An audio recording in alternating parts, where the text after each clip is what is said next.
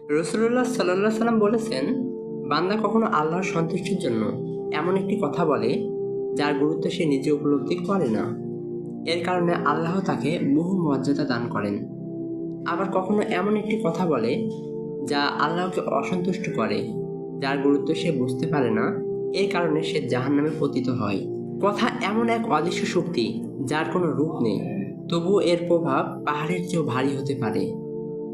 ভেঙে দিতে পারে একটি হৃদয়, আবার একটি কথায় ফিরিয়ে আনতে পারে হারিয়ে যাওয়া আশা। কথা দিয়ে শত্রুকে বন্ধু করা যায়, আবার অসাবধানী কথা দিয়ে আপন মানুষকেও দূরে ঠেলে দেওয়া যায়।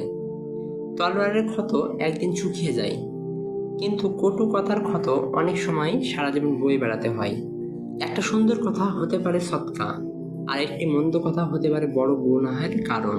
তাই কথা বলার আগে একটু ভাবুন, আপনার কথাটি কি কারো হৃদয়ে শান্তি দেবে নাকি কষ্টের কারণ হবে।